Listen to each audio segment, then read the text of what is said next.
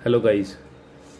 अभी मैं अखबार पढ़ रहा था तो पहली खबर जो मैंने अखबार में पढ़ी वो थी रेवाड़ी की। इसमें एक 6 साल की बच्ची ने अपनी जान गंवा दी प्लास्टिक मांझे की वजह से। गाइस प्लीज़, पतंग ना उड़ाएं, वो ठीक है, पर कम से कम प्लास्टिक मांझा का उपयोग ना करें। जान की कीमत सबसे ज़्यादा है, उसके घर वालों की सोचिए क्या हालत हुई होगी। अगर कोई हमारे कनपट्टी पर बंदूक रख के हमसे कुछ भी मांगेगा ना, हम उसको दे देंगे। क्यों? क्योंकि जान सबसे ज़रूरी है, सबसे ज़्यादा इम्पोर्टेंट है। तो ऐसा कोई भी काम ना करें जिससे किसी की जान चली जाए। और ये खबर पहली नहीं है, हर थोड़े थोड़े दिनों में अखबार में एक खबर आती है कि किसी शहर में किसी व्यक्ति की मांझा गले में लगने से उसकी जान चली गई। मुझे याद है आज से 25-30 साल पहले बचपन में जब हम पतंग उड़ाते थे, 20-25 साल पहले, हमने कभी प्लास्टिक मांझे का नाम भी नहीं सुना था। सिर्फ एक ही तरह का मांझा आता था, 4 तार या 1 2 3 की डोर पर, उसी को सब उड़ाते थे। कुछ हम उनकी काटते थे, कुछ वो हमारी काटते थे और बहुत मज़ा आता था। अब आजकल क्या है कि हर चीज़ का शॉर्टकट आ गया है। अब कुछ दिमाग वाला काम करना है तो एआई से करा लेते हैं, कुछ बाज़ार सामान खरीदना है तो ऐप्स आ गई हैं, उनसे ऑर्डर कर लेते हैं। अब पतंगबाजी में भी शॉर्टकट आ गया कि हमें पतंग उड़ानी नहीं आती लेकिन लड़ानी है, काटनी भी है, तो प्लास्टिक मांझा यूज़ कर लेते हैं। गाइस ये शॉर्टकट बहुत ही ख़तरनाक है। बाकी शॉर्टकट्स तो अलग है, उसमें किसी की जान नहीं जा रही है, लेकिन इस शॉर्टकट की वजह से लोगों की जान जा रही है। देखिए, मैं ये बार बार आ भी चुका है यूट्यूब पर, सभी यूट्यूबर्स ने बोला भी है, ये कॉटन मांझा है, देखिए हम इसको यूज़ करते हैं। और ये अगर थोड़ा सा भी आपके गले के आसपास आता है तो ये ऐसे आराम से टूट जाता है। तो हो सकता है मामूली सा कोई कट लग जाए आपके गले पर किसी की जान कभी नहीं जाएगी। खेल में इंजरीज होती है, तो ये भी एक खेल है, इसमें चोट लग सकती है, पर ऐसी चोट ना लगे कि किसी को जान देनी पड़े। तो इसलिए आप सभी से रिक्वेस्ट है। और देखिए, अगर आप चाहते हैं, अगर आप नहीं काट पा रहे हैं दूसरों की पतंग, आप महंगा मांझा भी ले आए हैं, अच्छी पतंग भी ले आए हैं, तो आपकी स्किल्स में कमी है। देखिए, पतंग काटने में नंबर 1 जो चीज़ आपको चाहिए वो है स्किल।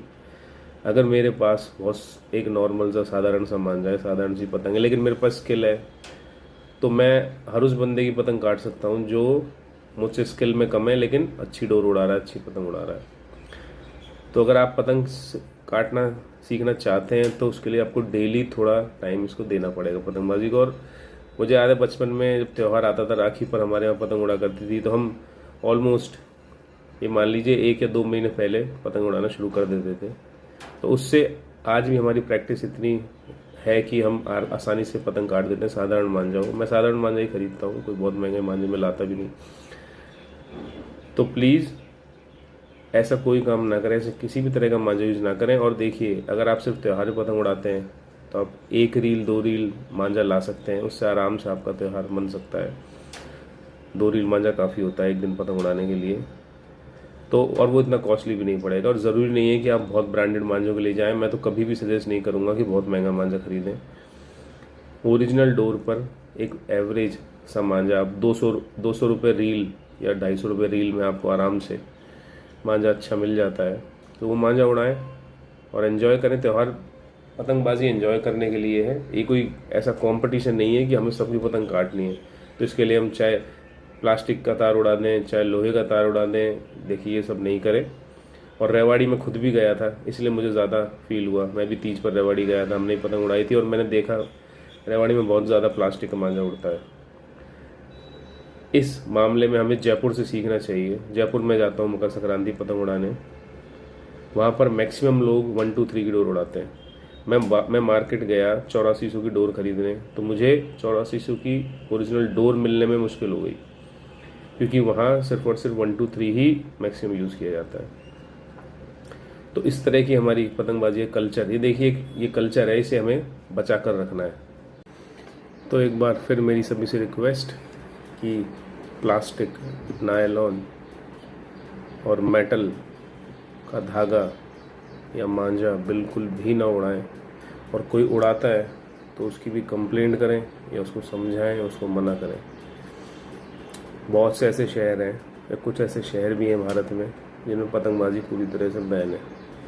अगर हम चाहते हैं कि ऐसा हमारे यहाँ पर ना हो तो हमें ज़्यादा से ज़्यादा इस प्लास्टिक मांझे का विरोध करना होगा, इसे बंद करवाना होगा। चलिए, थैंक यू।